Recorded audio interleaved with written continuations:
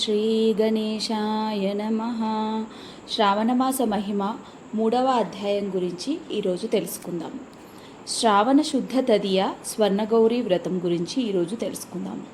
ఈశ్వర ఉవాచ. సాంబమూర్తి అనగా ఈశ్వరుడు ఈ విధంగా చెప్పుచున్నాడు: ఓ సనత్కుమారుడా, ఇక ముందు శుభప్రదమగు స్వర్ణగౌరీ వ్రతం గురించి చెప్పేదను వినుము. ఆ వ్రతము శ్రావణ శుద్ధ తదియందు చేయవలయును. ఉదయమున స్నానం చేసి సంధ్యావందనాది నిత్యకృత్యములను నెరవేర్చుకొని సంకల్పము చేసి పార్వతీ పరమేశ్వరులను షోడశోపచారములచే పూజ చేయవలయును. ప్రపంచమునకు ప్రభువును దేవతలలో ఉత్తముడవగు ఓ సాంబమూర్తి, నేను చేయునట్టి పూజను గ్రహించుము. నేను చేయు పూజాస్థలమునకు వచ్చి నివసింపుము అని ప్రార్థించవలెను. మహాదేవియగు పార్వతీదేవి యొక్క తృప్తి కొరకును వ్రతం సంపూర్తి నొందుటకును 16 వాయనములను దంపతులకు ఇవ్వవలెను. బ్రాహ్మణులు సంతోషించుట కొరకు వాయనములను ఇచ్చుచున్నానని సంకల్పం చేసి బ్రాహ్మణులను పిలిచి వేపుడు బియ్యము 16 పిండి వంటలతో నిండియున్నవియు, నూతన వస్త్రములతో జుట్టబడినవియు 16 వెదురు పాత్రలను వ్రతం సంపూర్తి నొందుటకు సర్వాలంకార భూషితులను పతివ్రతలు అగు సువాసిని స్త్రీలకు ఇచ్చుచున్నాను. నా కార్య సమృద్ధి నిమిత్తమై వారు గ్రహింతురుగాక అని ఇవ్వవలెను. ఇట్లు 16 సంవత్సరములు గాని, 8 సంవత్సరములు గాని, 4 సంవత్సరములు గాని, 1 సంవత్సరము గాని, తత్కాలమందు గాని చేసి పిమ్మట ఉద్యాపనం చేయవలెను. పూజ చేసిన పిమ్మట కథను చెప్పిన వానిని పూజింపవలెను. సనత్కుమార ఉవాచ. సనత్కుమారుడు ఈ విధంగా చెప్పుచున్నాడు: ఓ స్వామి, ఈ వ్రతమును పూర్వం చేసిన వారెవ్వరు? దీని మహిమ ఎటువంటిది? ఉద్యాపనం చేయు విధమెట్టిది? దీనినంతయు సవిస్తరముగా చెప్పమని సాంబమూర్తిని సనత్కుమారుడు అడిగెను. ఈశ్వర ఉవాచ. సాంబమూర్తి ఈ విధంగా చెప్పుచున్నాడు: ఓ మునీశ్వర, నీవు వేసిన ప్రశ్న యోగ్యంగా ఉన్నది కాబట్టి దాని వివరమంతయు నీకు చెప్పెదను, వినవలయును. స్వర్ణగౌరీ వ్రతము మనుష్యులకు సమస్త సంపదలను ఇచ్చును. పూర్వకాలంబున సరస్వతీ నదీ తీరంబున సువిలమను ఒక పట్టణము కలదు. ఆ పట్టణంబున కుబేరునితో సమాన సంపద గల చంద్రప్రభుడను ఒక రాజు. ఆ రాజునకు సౌందర్యంచే మన్మథుని తిరస్కరించునట్టి రూపలావణ్యం కలవారును, పద్మముల వంటి నేత్రములు కలవారును, మహాదేవి, విశాల అను పేర్లు గల 2 భార్యలు కలరు. ఆ రాజు వారిరువురిలో పెద్ద భార్య యందు మిక్కిలి ప్రేమ గలవాడై ఉండెను. ఆ రాజు ఒకనాడు వేటాడుటయందు ఆసక్తి కలవాడై అడవికి వెళ్ళి క్రూర మృగములగు సింహములను, పెద్ద పులులను, అడవి పందులను, అడవి దున్నలను, ఏనుగులను సంహరించి అలసినవాడై దప్పికచే పీడింపబడి జలం నిమిత్తమై ఆ అడవి అంతయు తిరిగెను. పద్మముల వంటి నేత్రములు గల ఆ రాజు ఇట్లు వనమంతయు తిరగగా చక్రవాకములు, కారండవములు, తుమ్మెదలు, కోయిలలు మొదలగు పక్షులతో వ్యాప్తమైనదియు, వికసించిన పద్మములు, మల్లెలు, జాజులు, తెల్ల కలువలు, నల్ల కలువలు మొదలగు పుష్పములతో నిండియున్నదియు, మనోహరమగు ఒక దేవతల కొలను కనిపింపగా దాని వద్దకేగి జలమును పావనము చేసి ఒడ్డున భక్తితో పార్వతీదేవిని పూజింపుచున్న అప్సర స్త్రీలను చూచి, మీరు చేయుచున్న వ్రతమేమి అని ఆ స్త్రీలను అడిగెను. ఓ రాజా, మేము చేయునది స్వర్ణగౌరీ వ్రతము, శ్రేష్టమైనది, మనుష్యులకు సమస్త సంపదలనొసగును. కాబట్టి నీవును ఈ వ్రతమును చేయమని ఆ స్త్రీలు చెప్పిరి. రాజౌవాచ.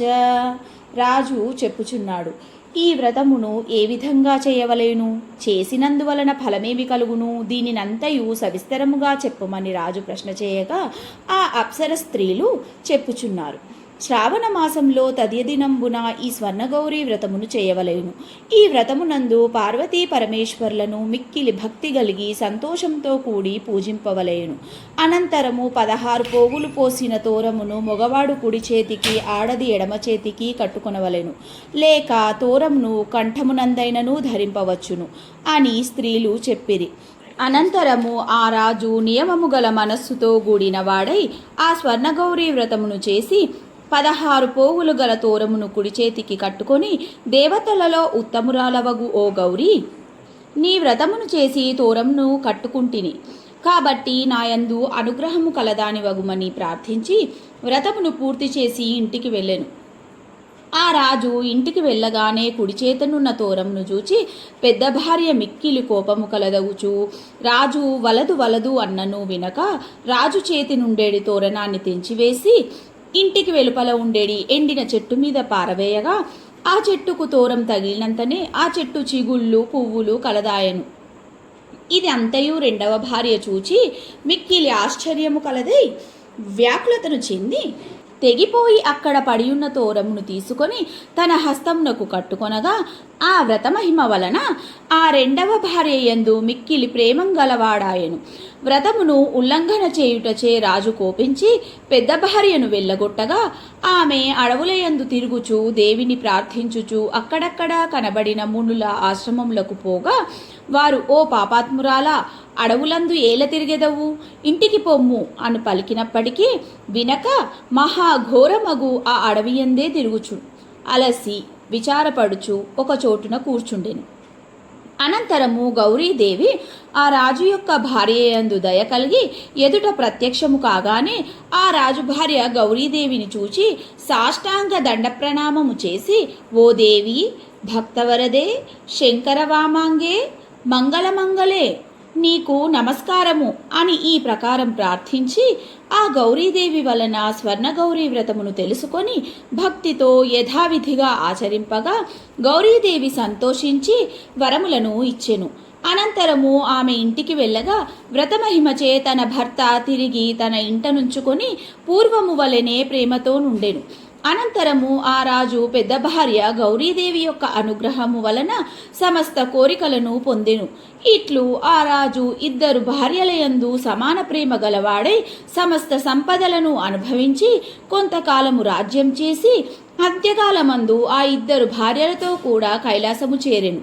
ఓ మునీశ్వరుడా, శుభప్రదమగు ఈ స్వర్ణగౌరీ వ్రతమును చేసినవాడు నాకు గౌరీదేవికి నీ ప్రియమైన వాడవుచు విశేషమగు సంపదను పొంది శత్రువులందరినీ జయించి శ్రేష్టంభగు శివుని నివాస స్థానమైన కైలాసమును చేరుదురు. ఓ మునీశ్వరుడా, ఈ స్వర్ణగౌరీ వ్రతమునకు ఉద్యాపన విధానమును చెప్పెదను, సావధానముతో వినుము.